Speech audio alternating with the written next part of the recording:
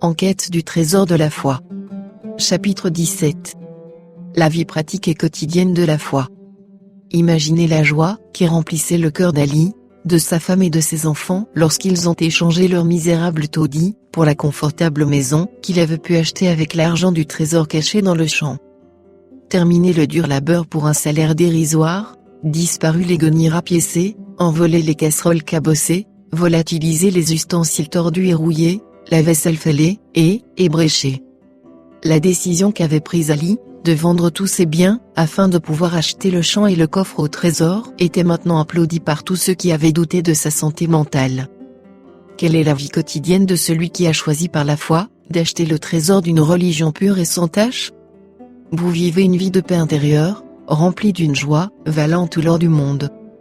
Jésus l'a décrite en ces termes. Je suis venu afin que les brebis aient la vie, et qu'elle soit dans l'abondance.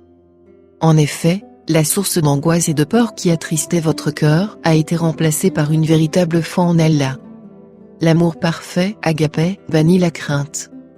Votre position lors du jugement dernier ne dépend pas de vos propres bonnes œuvres, mais de la justice de Christ, dont l'amour est celui d'Allah, ce Père de grâce et de compassion. On ne peut décrire la joie qui remplit le cœur de l'homme, lorsque l'angoisse qu'il ressentait face au jugement dernier a disparu. Christ, par son grand sacrifice, vous a racheté, et vous n'êtes plus condamné. Le croyant maintenant réconcilié avec Allah, éprouve une telle joie, qu'il se sent déjà au paradis. Comme la fleur en bouton ouvre ses pétales sous les rayons du soleil, vous commencez à vous épanouir en nouveauté de vie. La parole inspirée de Dieu devient votre guide et votre règle de foi et de vie. Les traditions des hommes n'ont plus d'importance pour vous. Seul un ainsi parle l'Éternel, compte maintenant. Et la Bible peut maintenant être comprise par un simple homme, car bien reçue, elle s'explique par elle-même. Vous choisissez de croire qu'Allah vous aime personnellement, au-delà de l'amour du meilleur des pères pour son enfant. C'est lui qui vous cherche et vous appelle. Vous n'avez pas à le chercher de peine et de misère, car il ne joue pas à cache-cache avec vous.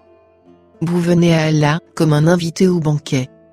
Nul besoin pour vous de frapper à sa porte, car elle vous est grande ouverte. Votre venue constitue la réponse à son invitation. Puisqu'il a déjà donné Jésus en sacrifice pour vos péchés, vous connaissez la profondeur de son amour pour vous. Comme le fils prodigue, vous retournez à la maison, où vous êtes le bienvenu. Allah vous invite à lui parler par la prière secrète, en lui ouvrant votre cœur comme à un ami, et vous acceptez son invitation. Vous lui confiez vos pensées les plus intimes, car ce n'est qu'avec Allah que vos secrets sont bien protégés. En priant, vous lui donnez votre cœur et acceptez Jésus comme votre unique sauveur. Ton Père, qui voit dans le secret, te le rendra, promet-il. Ces paroles signifient que Dieu se réjouira que vous l'ayez accepté comme votre Père et votre Sauveur, et il vous fera l'honneur de vous considérer comme son enfant, car ce sont là les adorateurs que le Père demande. Vous croyez en la promesse faite par Jésus, du Saint-Esprit, qui demeurera éternellement avec vous, de sorte que tout sentiment de solitude que vous ayez pu éprouver disparaisse à jamais. Par le Saint-Esprit, vous êtes unis à votre ami Christ. Vous savez, et croyez, qu'il vous soutient dans toutes vos épreuves, tous vos problèmes, car il a dit « Voici, je suis avec vous tous les jours jusqu'à la fin du monde ». Vous voyez Dieu vous introduire dans la communion de ceux qui ont reçu en partage une foi du même prix. Christ a un corps ici-bas, dont il est la tête. Tous les fidèles croyants forment les membres du corps. Ce corps est composé de ceux qui ont été appelés à sortir de ce monde impie. Il retire des bénédictions mutuelles de cette communion fraternelle, et par leur intermédiaire, Jésus continue à révéler son amour et sa grâce aux habitants de la terre. Une foi réelle et vivante constitue le ciment vous unissant à ce corps. Vous y trouvez des personnes de toute race, culture et langue. Vous scellez votre engagement envers le Seigneur, en vous faisant baptiser, selon l'exemple de Jésus, et pour obéir à son commandement. Ce geste signifie que par la foi, vous prenez part à sa mort, à son ensevelissement, et à sa résurrection, reconnaissant que vous êtes avec lui. Il prend sur lui vos péchés et vos faiblesses, et vous recevez de lui sa justice et sa force, de même qu'un nouveau cœur et un esprit bien disposé, pour lesquels David avait aussi prié. Le baptême vous unit à lui, par la foi. Le baptême est une ordonnance prescrite par Dieu, qui parle au sens du converti. Le fait d'être complètement immergé pendant un instant, lui rappelle de manière indélébile, que le Sauveur a été enseveli dans un tombeau, après avoir donné sa vie pour notre rédemption.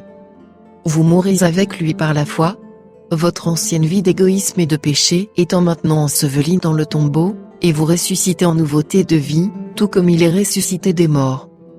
Le baptême est administré par un ancien consacré, ou un pasteur. Avec vos frères qui croient en Jésus, vous commémorez sa mort, en participant à la communion, ce repas composé de pain sans levain et de jus de raisin non fermenté, qui représente symboliquement son corps brisé et son sang versé. Beaucoup de sincères croyants, y compris les adventistes du 7e jour, pratiquent le lavement des pieds avant de procéder à la communion, en accord avec le commandement de Jésus. Puisque vous êtes membre du corps de Christ, vous allez croître en lui. Vous êtes comme un serment attaché à la vigne. En assistant fidèlement au service du Saint Sabbat, le véritable jour du Seigneur, vous apprenez à toujours mieux comprendre sa sainte vérité, et vous resserrez vos liens avec vos frères et sœurs dans la foi. Ainsi unis à la vigne, vous portez des fruits par une vie sainte et pure, et vous amenez d'autres à la vie éternelle par votre foi dans le Sauveur. En outre, lorsque vous appréciez à sa véritable valeur, l'amour du Rédempteur pour vous, automatiquement, il vous devient possible d'aimer les autres, même ceux qui ne sont pas aimables, et oui, même vos ennemis. Même si la confusion et la détresse règnent dans ce monde, et que le mal vous encercle de tous côtés, une nouvelle vie a déjà germé dans votre cœur, une vie éternelle, car, enraciné en ce Jésus-Christ, qui détient les clés de la mort et de l'enfer. Il est la tête de son corps sur terre, et les croyants en sont les membres, qui tous sont importants, car ils sont un maillon de la divine chaîne de salut, descendu du ciel pour sauver le monde.